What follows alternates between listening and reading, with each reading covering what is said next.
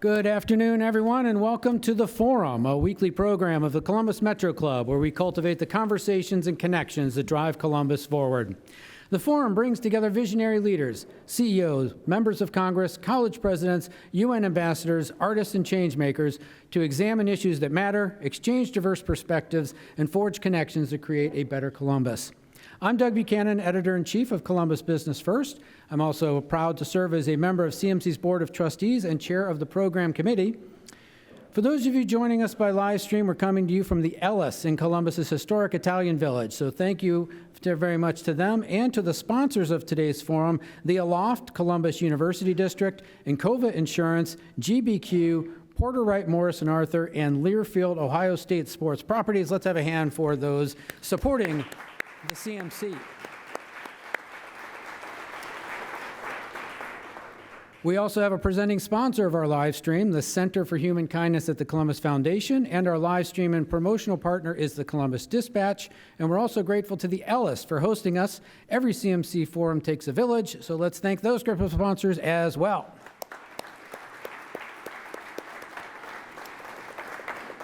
Okay, today, few businesses are changing faster than college athletics. Driving much of this momentum is the rise of NIL, name, image, and likeness.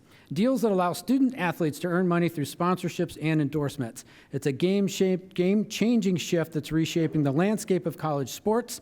And today we'll take an inside look at how this new era is playing out on and off the field at The Ohio State University, home to the nation's most valuable college athletics program and the reigning national champion. So how about that?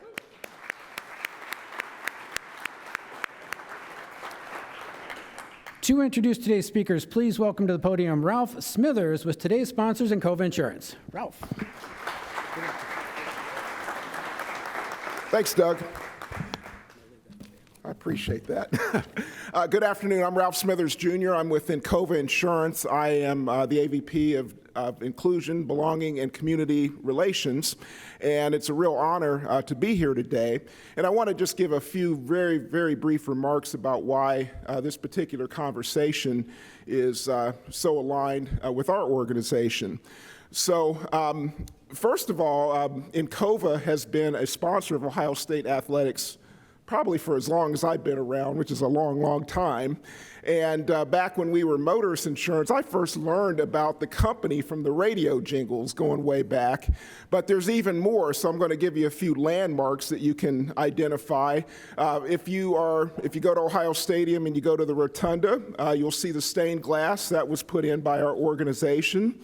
And one thing I'm going to tell you today that you will not be able to unsee after I tell you this is that if you watch the games real closely, the football games, you'll notice that the Encova logo is on all the coaches' headsets. So from now on, you heard it here, and you will not be able to unsee that. So it's a real pleasure to be here, and I have the honor to welcome today's speakers. So first is the Ohio State Athletics Director for The Ohio State University, Ross Bjork.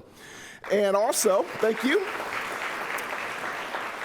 And also our host, Matt Barnes, morning co-anchor for NBC4 Today. Matt, welcome back, and we look forward to today's conversation. Thank you, Ralph, and thank you all for being here for this conversation. And I don't know about you all, anyone else confused by what's happening in college sports every now and then? I mean, it's hard to get the clarity right now. I mean, every week something changes, so glad that Ross is here to kind of clear some of it up. But let's just start with, you've only been here for about 13 months or so. Just how's it been? I mean, in terms of the challenges you knew were coming when you started Ohio State, taking on a program this big, how has the first year at the helm been? Yeah. Well, first of all, I think that sounds like a lifetime contract with Encova. Ralph? I heard that. Right? I mean, so we can extend that or renew, you know, we'll have those conversations later. But no, it's really been a fascinating transition and really a time and place in our industry, but also just for Ohio State, right? And myself, in my professional journey and in my career, and as a husband and as a dad as well. And so when this opportunity came up, you know, it was sort of driving by a couple times, and I'm like, I'm good. I'm at a great program, you know, family's happy. our kids were thriving in, school and sports. Being there at Texas A&M, it's a great program, lots of passion. And, again, the bus kind of kept driving by, like, hey, are you interested? Are you not? And, really, I would have to look my mom in the eye and say, hey, I'm not interested. But she's from Northwest Ohio. She grew up on a family farm. And so that would have been the toughest conversation, to say, hey, Mom, by the way, they called, and I just said, no, we're good here at Texas A&M. So I would have been, like, shunned from the family forever. So there was a personal connection. And then, when I got to know President Carter and interacted with him, just seeing his leadership, seeing what he stood for, seeing what his vision is for Ohio State, and, really latching on and being his first hire when he transitioned a year ago. And then just a question came up in the process. Hey, by the way, you want to hire me now, but what is Gene Smith going to do between now and June 30th of last year? And I don't know if there was a true plan. Excuse me for shouting there for a second. But the way we mapped it out was, hey, there could be this amazing overlap. So I got here the 1st of March of 2024. Gene was not stepping away until June 30th of 2024. So honestly, that 4-month gift was amazing. To be able to sit in a room, not say much. If they asked my opinion, I would give it. But I tried to really just observe, learn, understand the culture, understand the people, get to know, certain things about the community, build relationships where there wasn't the day-to-day pressure per se. Yeah, we had to make some decisions that had long-term impact. But if I didn't have that 4-month period, I'm not sure I would have been as well equipped. And look, there's probably things I've done already that people are like, I can't believe you did that. Can't believe he said that. There's already stuff that happens that way. But it really allowed this amazing transition to understand the people, the culture, all the things that we do really well, all the things that we can improve upon, right? Because no place is perfect. But having that transition of understanding how powerful the culture is here and what comes with that, but also understanding it's delicate and don't pierce it, don't mess that up, I think was a really true gift. But then, look, there's no honeymoon. Given our industry, we had to walk in, and I was part of some planning meetings, and we have a lot of athletic department staff here. If they would raise their hands, if you guys would raise your hands. We have our Ohio State sports property staff here. We have some current student athletes. We have former athletes.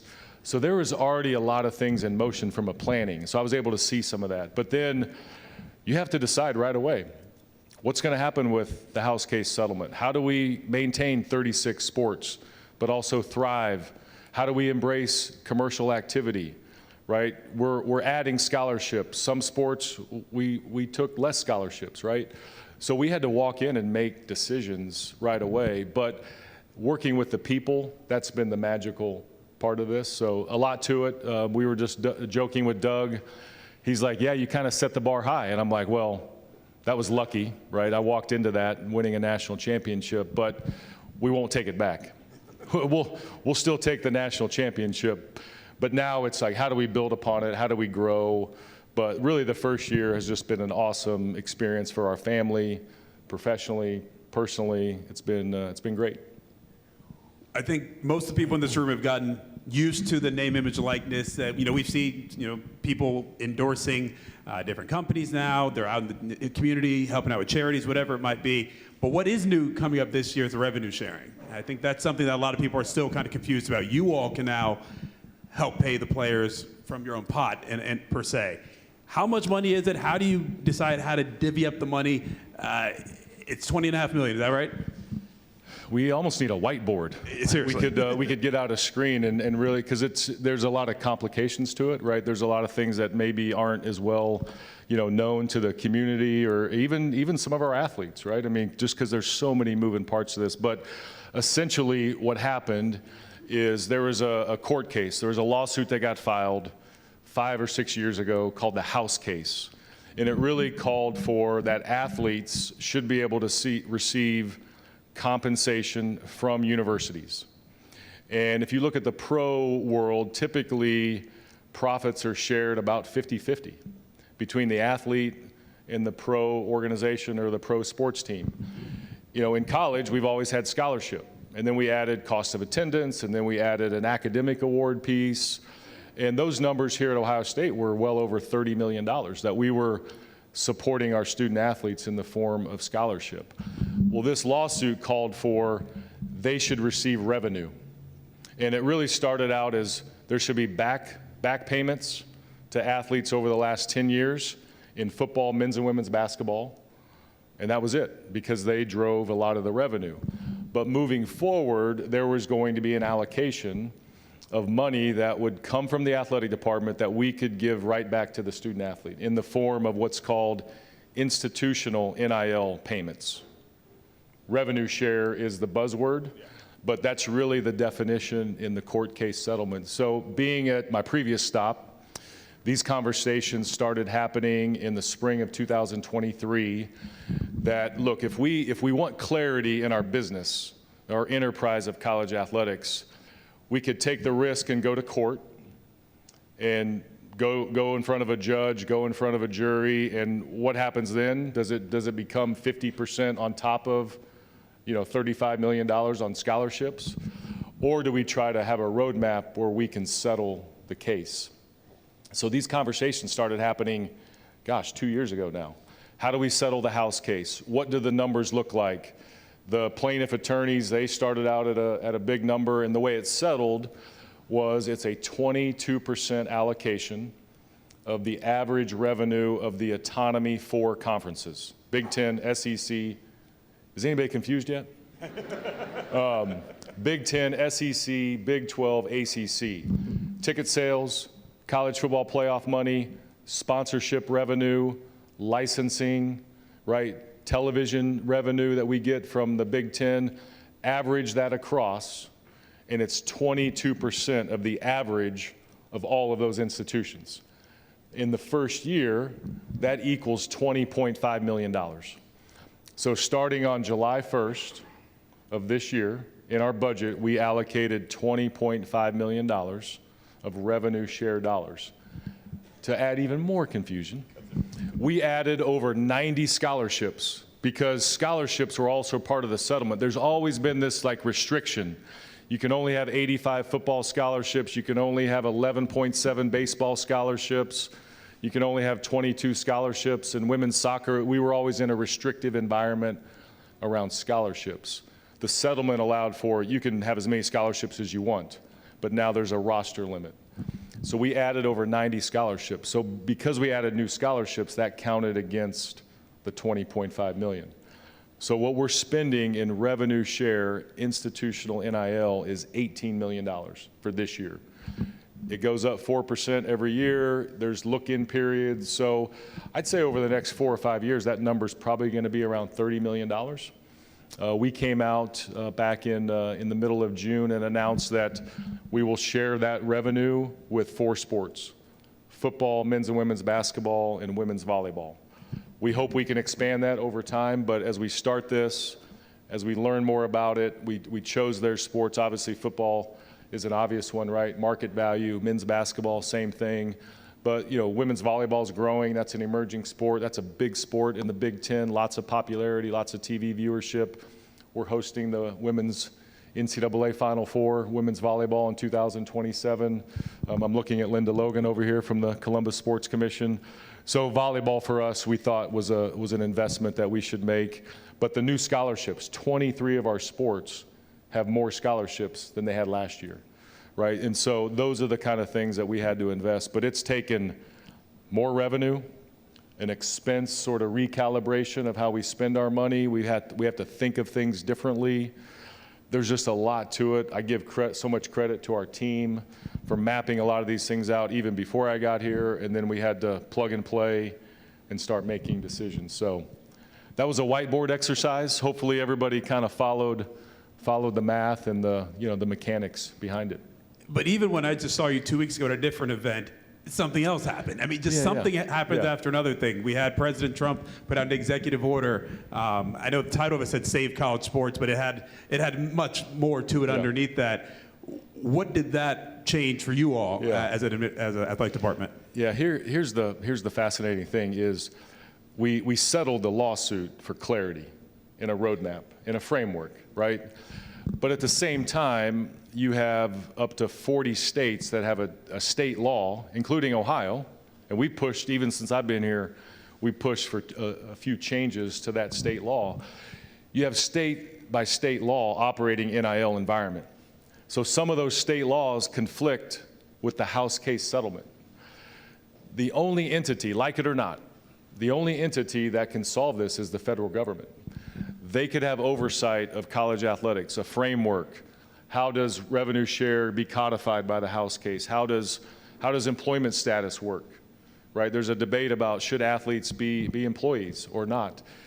Congress is the only one. So what the executive order did was at least provide a little bit of an umbrella around the House case, but really the authority of it is still going to rest in Congress. We can't give up the discussion in Congress. There is a bill that's passed House Energy and Commerce called the SCORE Act.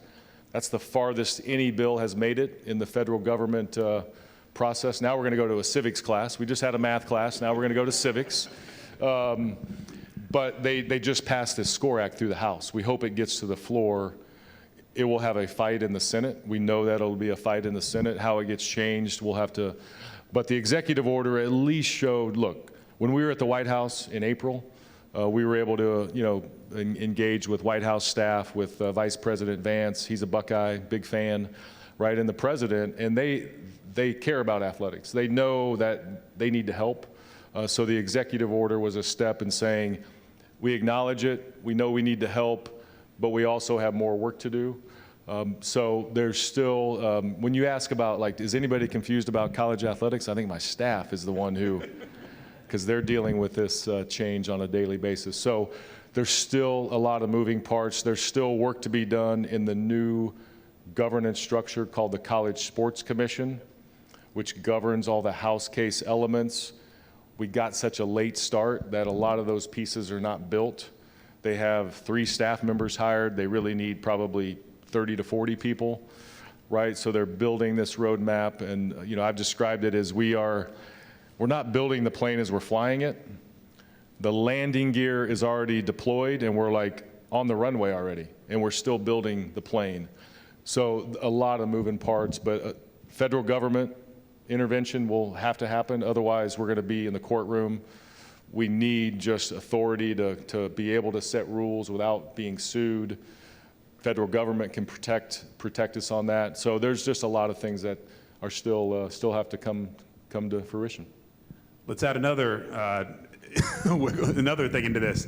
The collectives. That's what we all got used to. We all thought, oh, the collectives are gonna fund these athletes as they start their name, image, and likeness journey. What happens to those now that we've gone into this, again, the buzzword revenue sharing model? Are they allowed to be? Are they still allowed to exist, or are they not allowed to exist anymore? Okay, now we're going to put a third hat on. We're going to put a legal hat on, right? And so now you have to go through this analysis. So what's really fascinating about the House case settlement is there's specific language in there about third-party NIL and the ability for athletes to engage in third-party NIL. And it talks about it has to be for a valid business purpose. That was agreed upon. It has to be for goods and services available to the public, something along those lines. And then it says it has to meet a range of compensation for a similar individual that's situated as either a student, an athlete, a business person, whatever. So those 3 things were codified in the settlement. So then what happened is we have this whole world around collectives, and we've had multiple collectives here. Some are really specific for for one sport, and then some kind of cover all of our sports. We've had great activism. We've had great people that have volunteered their time. These were not full-time jobs for these individuals that helped us, but they dove right in and helped our student athletes really engage in NIL activity. So we thought that world would shift, right? That collectives would kind of morph into maybe something else. And we created a group called Buckeyes Sports Group. Ohio State Sports Properties is operating that. And so collectives were deemed sort of maybe they were going to fade away, right? But what happened a couple weeks ago is that definition of a valid business purpose was tested. just because somebody calls themselves a collective doesn't mean they're not a business, right? They should have a business purpose that meets the settlement terms. So if we anchor to the settlement terms, a collective can be a business. And so what happened is I think initially the College Sports Commission said, hey, collectives can no longer. But we forgot to say, but if they meet a valid business purpose, they can call themselves whatever they want, as long as they meet those tests. The other element to this is the athletes have to submit a contract, an NIL contract, through a clearinghouse that goes through all these analysis.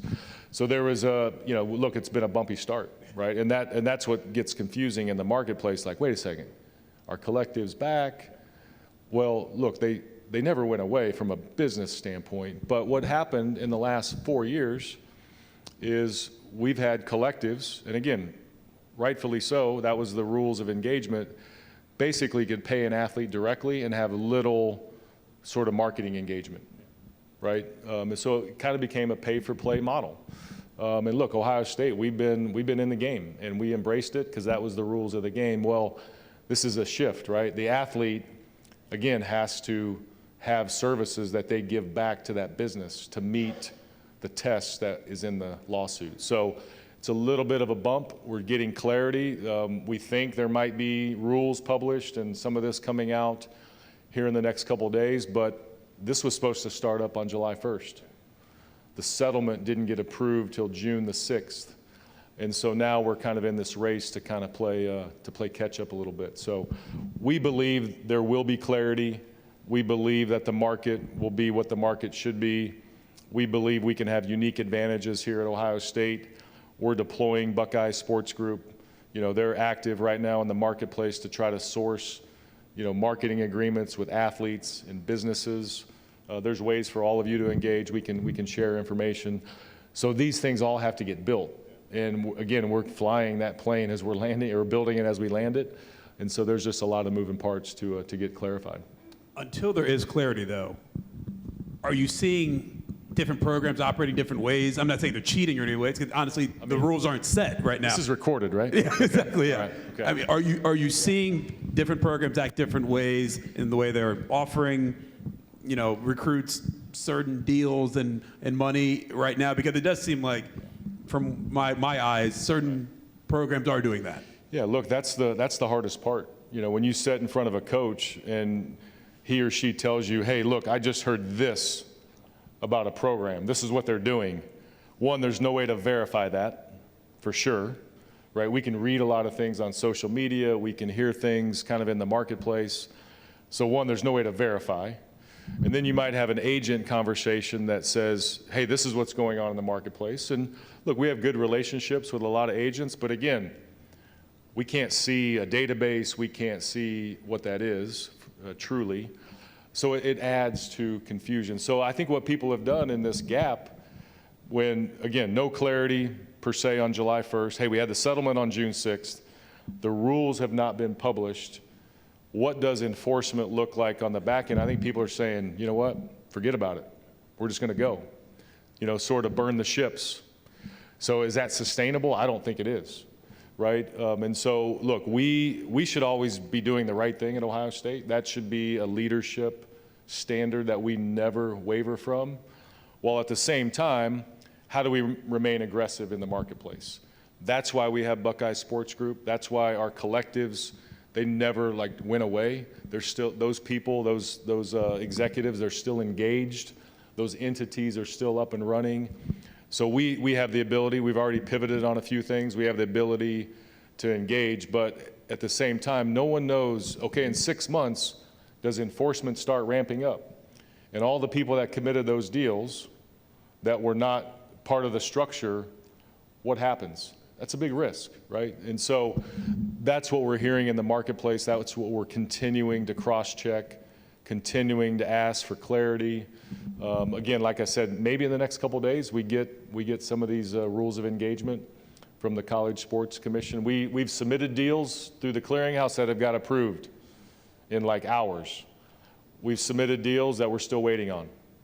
So it's in flux, and that's the hardest part about what we're dealing with. told you it was confusing. It's wild. Yeah. Are you worried that as, the old school, 30, 40 years ago, when you got recruited, it was all about the fit? It might have been location, whatever it might have been. Are you worried that recruiting has turned to less about the fit and the coaches and how you feel about a school to just how much money I'm getting? Yeah, I think that's probably the hardest analysis, I think, for the purity, right? And if you want to say, hey, we want to protect the way it was is not going to be the way it is, right? And it shouldn't be, right? We never really adapted to, I think, technology. We were talking over here with Ralph over here. We never really adapted to all the new money in the system. We could have done so many other things to adapt to this environment to not put us in a legal risk. So it'll never be the way it was. But here's what I keep saying about what the future is. Here's the three things. I started with two, but now it's three. We will go to class, and we will play the games. And we will also develop young people. Those three things. I mean, we have current student athletes here that are part of our Bucks Go Pro program. We are developing them to be the best version of themselves outside of sports. So those three things are not going to go away. Go to class, play games, develop young people. However, you have to have an economic discussion now. So that is totally new and different. And some people are uncomfortable with that, but I think the programs, the coaches that embrace it, we started a whole new unit around intelligence and strategy for our sports, sort of a central kind of general manager approach. You have to put resources in place to adapt. So I do believe that the athlete, look, there's athletes that only care about money. We get it. And we'll have those conversations, and that's fine. I do believe that 95 to 98% of our athletes, maybe even 99%, they want the full experience. They really do. Do they want to make money? Everybody does. But how am I set up for the next 20 years, 40 years, right? How do I secure my future through business, through contacts, through an internship, through an advanced degree? A lot of athletes are finishing their undergrad in 3 years, and they're staying for a master's degree, right?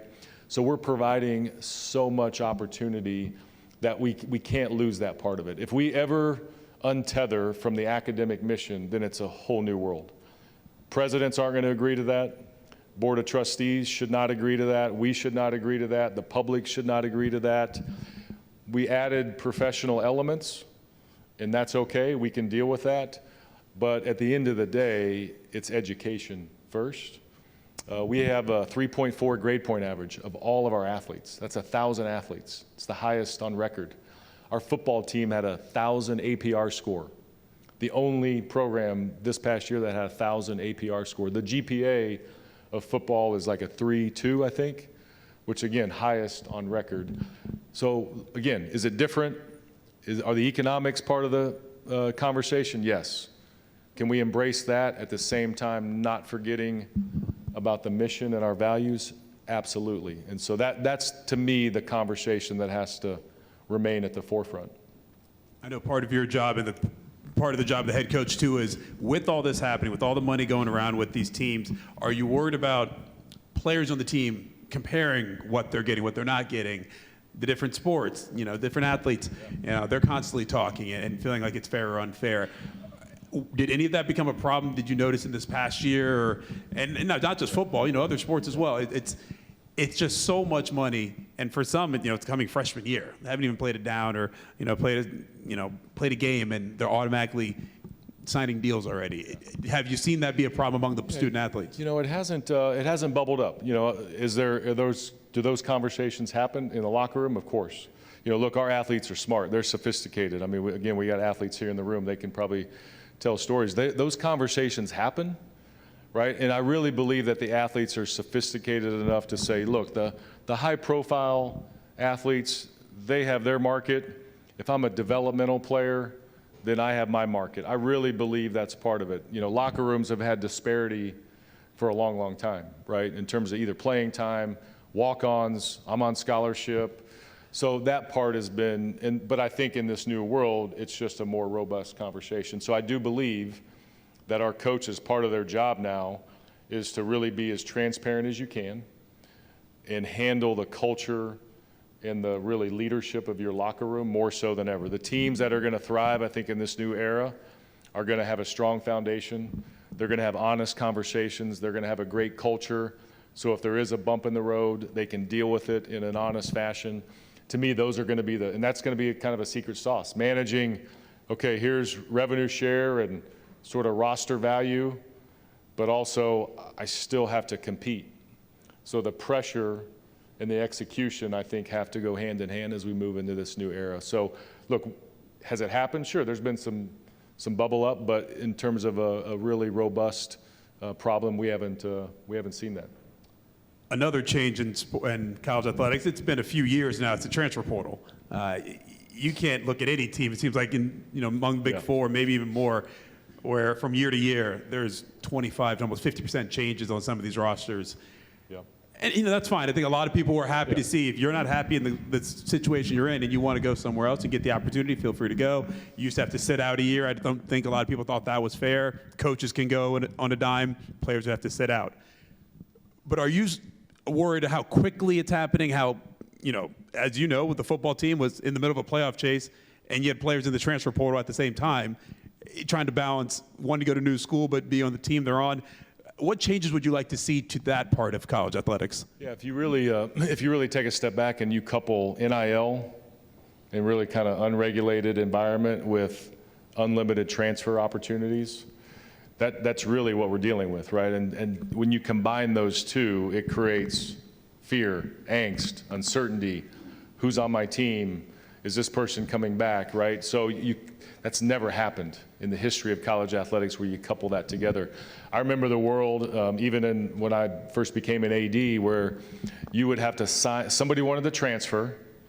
They knew they had to sit out a year, but you could even restrict where they could go. Hey, I don't want this athlete going to anybody in my conference. Check, right? Well, that was really unfair, right? And especially in a legal environment, but it was never tested.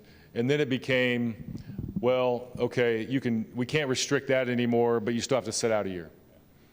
And then it came to, well, you know what? You can transfer and play right away, no matter how many times you do it.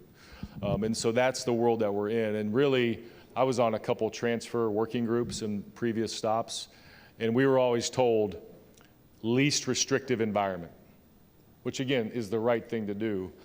But what we need framework around the timing of it. We're all in, look, if an athlete's unhappy, they should be able to look elsewhere. We support that. But how is it structured? What's the timing to match up with the academic calendar? What's the timing to now match up with a contract that we will have with an athlete who's receiving institutional NIL? We've kind of lost that conversation. We're trying to get it back where we can have some structure. So what I want to see is a single transfer portal for all of our sports. You have fall sports, you have spring sports. How do we get to a single window? And then how does that align with the academic calendar? And then how does that align now with a contract that we'll have with an athlete?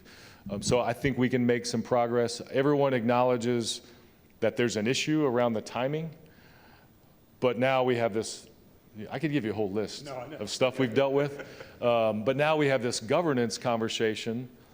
Okay, who's in charge? Is it the NCAA? Is it the College Sports Commission? Is it the 4 commissioners of the Big Four conferences that I mentioned? So now we have this winding road of where does that decision-making live now? And so literally I was just on a phone call walking in here because a reporter was calling and saying, hey, I heard about this, and what are the next steps? And I said, I don't know yet. We're seeking that clarity on where does the transfer portal window lie from a governance standpoint. Hopefully this fall, going into August and September, we'll have that roadmap. We'll map out the timing of all of this and have the clarity that everyone needs. Well, I'll ask another question here in a second, but do want to let you know it's a long-standing tradition of Columbus Metropolitan Club to have audience questions. So if you do have a question for Ross, feel free to go to the other Doug Buchanan of CMC in the back, waving his hand. You can head to the microphone and line up there, and we will take audience questions in just a bit. I do want to ask you about some of the sports that aren't as known, the footballs, the basketballs, because you have 36 sports. It's a fantastic and robust athletic department. I don't know how you do it. But having covered a couple Olympics and seeing all those Buckeyes who are just killing it and all the much smaller sports we don't talk about, worried about this, keeping the sanctity of those sports, being able to still fund those sports with having to fund those other big sports as much as you are. Because I know you don't want to lose any of those 36. Many of them are doing amazing or getting amazing results. That's why your guys are killing it in the Learfield Cup. But are you worried about possibly losing those sports and losing scholarships or money to fund them? As we went through the planning exercise, again, when I got here, there was already a roadmap and a lot of discussion already happening. It was called Project 36. That's what was named to do this study of how does this work? How do we pay for it? What's the house case settlement going to do? What's revenue sharing? What's scholarships? We had all kinds of options on the table, right? I mean, from having just non-scholarship sports, right, to, okay, what does eliminating sports really look like? That's a dangerous, I know at your alma mater, one of your athletic directors dropped some sports, and that's ugly, right? And so that was the last thing. We said, we're not doing that, but we have to pay for it. So there was a deep dive. So here's our perspective, is how do we maintain the same experience for the student athlete that they had before in the new era? Look, maybe we have to trim a little around the edges. Maybe we travel a little bit differently, but what kind of gear do they have? What kind of coaching do they have? We'll never take shortcuts on, mental health, sports medicine, the training piece. How do we make sure we have nice enough facilities, right, where they're not crumbling and deteriorating, right? So how do we keep making the right investments around the performance piece, even though the business side may look a little bit different? We went through a lot of exercises around that, but the mantra was maintain the student athlete experience, period. And then a lot of detail that goes behind that. And look, I think the mantra here is, if we're going to have the sport, we want them to be successful. Big Ten championships, we have sports that compete in other conferences, but championships at the conference level and make deep runs in the postseason. We finished 8th in the Directors' Cup. We had Final Four appearances. We lost in the Women's Ice Hockey National Championship by 18 seconds. Scored a controversial goal, right, McKenna? Sorry to bring that up, but we had so many great performances from men's soccer. Men's lacrosse was Big Ten champions, hosted an NCAA tournament game. I mean, I could go on and on down the list. Pistol won a national championship. Our cheerleading and dance teams won national championships. Obviously, the football piece. So those things, that's the fun part. And that's what makes all of this worthwhile, is that those experiences, that marketing vehicle that we provide for the institution, like the winning piece, the brand exposure, the postseason runs, by women's basketball, and we're going to get men's basketball back going again. And those things create this brand aura that continues, the legacy of Ohio State. So we're not going to let that go away, even though we got to figure out how to pay for it, right, and adjust to all these things. Those are the experiences that you don't want to lose. Again, if you want to ask a question, please head toward the back.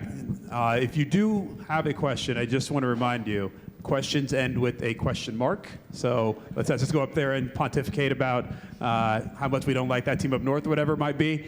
But yes, if you have a question for us, please head to the back, line up behind Doug. But Doug is also cultivating questions. If you're watching on the live stream, you can put that in the live stream question as well. So Doug, you can take off.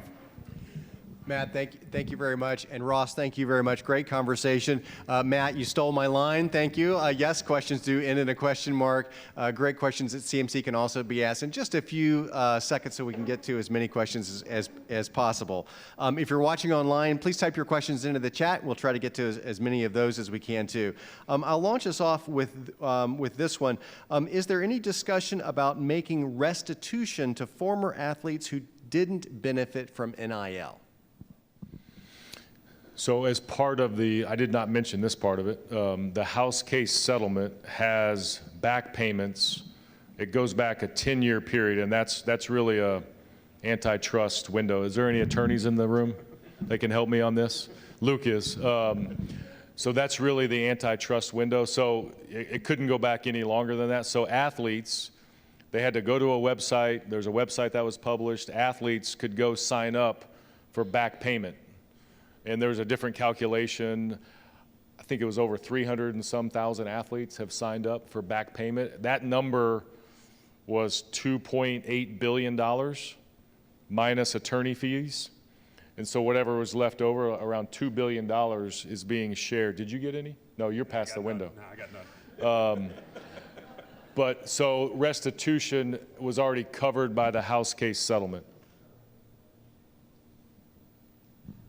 Excellent. Luke Fedlam, Amundsen Davis. Ross, thank you so much. Thank you. I'd be interested in your thoughts on private equity in college sports. There's been a lot of discussion. You know, you even mentioned it earlier, just about trying to find the money to do some of these things to keep sports, et cetera. There have been conversations around the value. I think New York Times just did an article yesterday, around the value of football teams, et cetera, at the college level. Could you just shed some light on, I know conferences are having some conversation about potentially getting involved with private equity, bringing private equity in. What do you see at the actual institutional level when it comes to private equity? Yeah, you know, it's a great question, and at my previous stop is when all this conversation really started. So I would say probably late 2021, going into 2022, people were studying this, right? Right after COVID, right? A lot of athletic departments took major losses, including, you know, here at Ohio State. Everybody was really trying to find out, okay, what's next in this environment. So I think we were all curious about it. But I think when you work at a state institution like Ohio State, who owns Ohio State? The state of Ohio. I don't think the state of Ohio is for sale per se, right? Private equity typically wants a return on something. So how do you give them that return? How do you take an infusion of that money into a state entity, right? Our athletic department, we're part of the institution structure. We're not an affiliated, we're not separate. So it gets really complicated at the institutional level, and really it's a loan.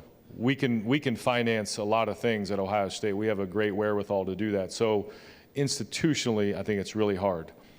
We have private equity all over our business. Learfield's owned by private equity. Anthony Travel's our travel partner. Levy's our concessionaire. Legends is our apparel. They're owned by private equity is in and around our space. So if there's strategic ways to deploy it through partners, maybe. But I think the conferences have the best ability. So it's already been publicized. The Big Ten is looking at it. We're having those conversations. It's really complicated, and you don't know what the upside is. You don't know what the exit plan would be for that entity. It comes with a lot more questions than, do we want the money? Sure, everybody would sign up for that, right? But what does it come with?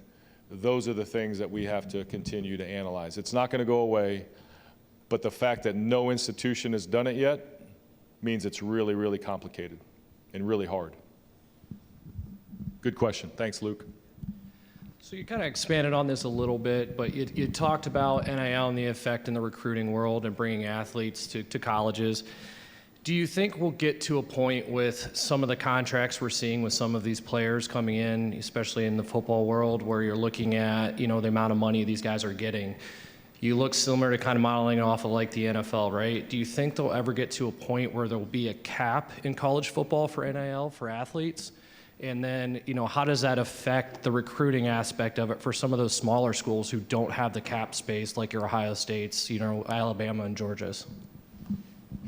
Yeah, so technically, there is a cap that was established by the House case, 22%. It's $20.5 million the first year. Technically, there's a cap. However, there is no cap in the third-party space. It's really what can your market bear? What do you have in the sponsorship world? What do you have, whether a collective is a business or not, right? That analysis that we talked about. So technically, the third-party NIL has no restrictions as long as it goes through that system.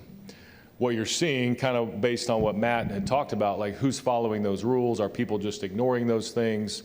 Are we creating a soft cap? The fact that that word was even introduced leads you to believe, like, okay, what does the roadmap look like? What is the number, right? 20.5 million on top of that, what's your third-party number? We don't know yet, because that infrastructure, that ecosystem is being built out. So in theory, that's where Columbus, Ohio State, will have some really unique advantages based on where we sit. What I look at, when I think about my peers, like at Ohio U, you're wearing green, by the way. I got to make fun of you for that. I've got athletic director friends all over the country. I think about like Louisiana Lafayette. They're really good in women's softball. In theory, they could spend $20 million in women's softball. They're probably not going to have that money to spend, but those programs, I think, can be really strategic on a per sport basis. Here at Ohio State, we have 4 that we're investing in. We added over 90 scholarships for, over 20 of our sports. We have to be more broad-based, but I think programs like, if Ohio U, if they had the money, they could spend a lot of money compared to their peers on the football team. Now, they got to have the money, but technically, they have no cap. 20 million is their ceiling, but they'll probably never get there.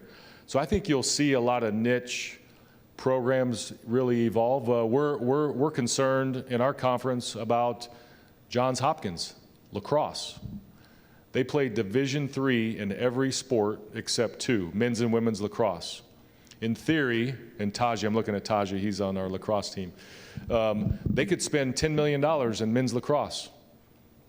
We can't do that. So I think what you'll see is kind of these niche programs develop where you'll probably have these success points with these one-off programs because they have these niche sports. So I think it'll be fascinating to see how it all evolves. It's a good question, though. Back in April of 2025, the University of Kentucky was really the first Power 4 school to announce that they would be trying to privatize their athletic department via an LLC formation. Could you just speak towards the implications of that as a state university? Does this preclude the University of Kentucky from any of the federal or state oversight that you had spoken about? And do you think that this will ultimately be sort of the leading, rationale for how to structure an athletic department going forward? Yeah. That's on our list of all the challenges and opportunities that have come up in the last 5 years. Is what does sort of the enterprise piece of this look like? What does commercial activity look like? Kentucky will still have to abide by whether it's state law, federal law when that comes to happen, and also any NCAA governance. So just because they created a separate LLC does not preclude them from following their SEC guidelines. It looks like what they did is they tried to create a little more flexibility on how they could engage in maybe commercial activity or business initiatives. There are many athletic departments around the country that are already a separate LLC. University of Florida is a corporation, University of Georgia, Kansas. Many programs have separate athletic foundations that run their fundraising. Those are all still governed by the university. You have to have an affiliated organization. Ohio State, I think we have over 30 affiliated organizations here at Ohio State. So there's ways to do it, even though you're a public institution. We are very fortunate here. So we've studied it. We'll continue to look at it. But we're very fortunate here. We have a unit called Business Advancement that has a reporting line into athletics. So all the concerts that we run at the SHU, the Schottenstein Center, we have an operating agreement for Nationwide Arena downtown. We oversee Mershon Auditorium booking and scheduling for that. Trademarks and licensing, the Blackwell Hotel. We already have an entity that's really already created for the purposes that others are trying to create. We're in the concert business. We hosted the NHL Stadium Series. People are just now trying to build these enterprises to do what we've done here for 30 years. So we have a unit. We can deploy other resources if we need to. There is some flexibility, but it still has to be governed by state policies, board of trustees, university level. The key is, how do we remain nimble enough that if we need to pivot and adapt, we can do that? And that's where it's great about Ohio State. There's always this willingness to be creative and be a leader. It's a great question, though, something that we're following. We have just a few minutes left. We'll try to squeeze in 2 quick final questions. I don't have a money question. Apologist, I'm curious, you talked about what you're doing in terms of developing your athletes. I think you had kind of the platform in terms of for future, whether they go for pro sports or not. Could you tell a little bit more about the programming that Ohio State puts in place for kind of career success? Yeah, we basically have sort of two layers. We have our SASO unit. It's our student athlete support services. So they do all the academic advising. They schedule tutoring. They work with class schedules. So you have this whole academic support system that is a great, robust system. We have over 20 employees in that unit to service all 1,000 athletes. And then we have the Gene Smith Leadership Institute. Career development, internship programs, community service, leadership programs that we go through. There's so many things that happen. I remember when I first got here, I did a session with our leadership program through the Gene Smith Leadership Institute, and one of the questions was, are you going to keep the Leadership Institute? And I said, how long do you want me to be your AD? Of course we're going to keep that and try to enhance it. So we have so many built-in programming elements that just, and I think you could ask our athletes how they dive into it even more than what I can tell you because they see it on the ground. 97% of the athletes who exhausted their eligibility last year graduated, going pro in their sport, have a job, or they are going to get a post degree.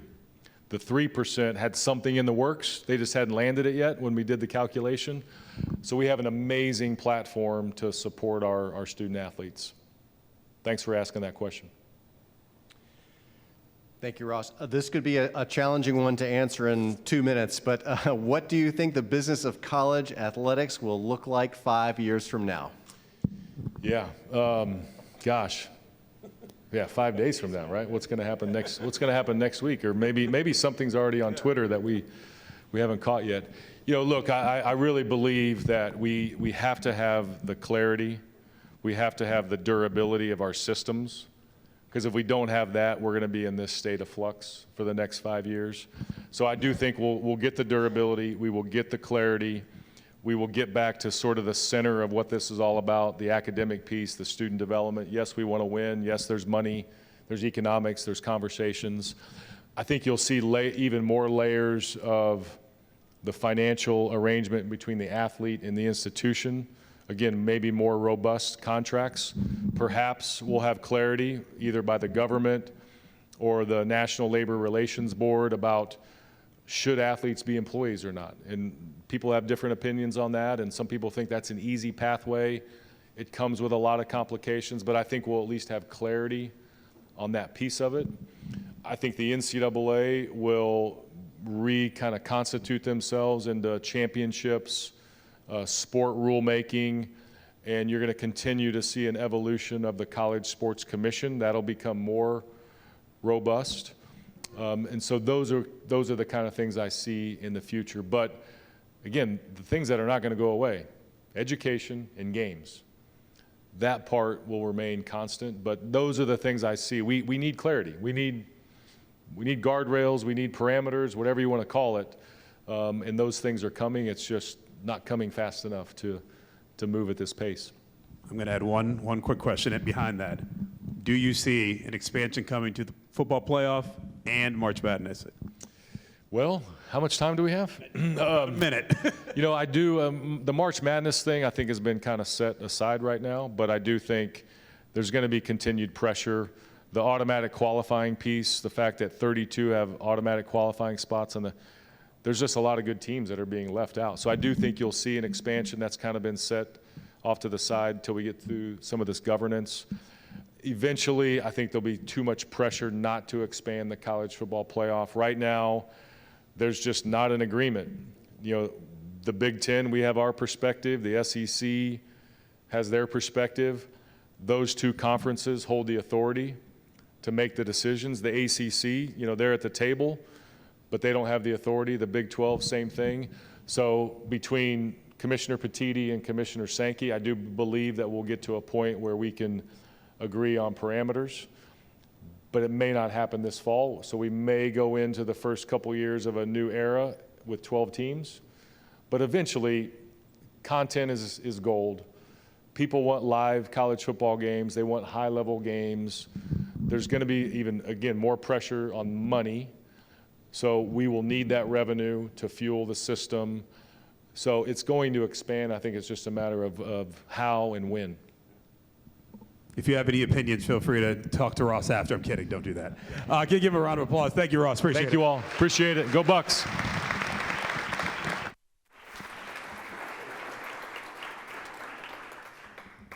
All right, everyone, I hope you found today's conversation fascinating. It is amazing how much in flux this situation still is. So we'll be watching that going forward.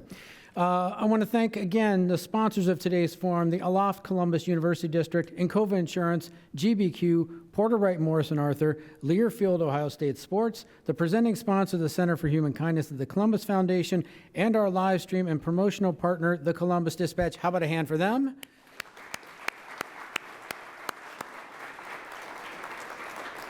How about another hand for Ohio State athletes who could join us today? Thank you very much. And an appreciation for today's speakers, Ross Bjork and our host, Matt Barnes. Thank you both very much. Okay, don't forget, right now you can join us next week, and you can register today for Central Ohio's AI Revolution. With the help of human experts, we're going to explore how AI is transforming Central Ohio's jobs and industries at light speed. That'll be next Wednesday. As for today, thank you all, and have a wonderful day.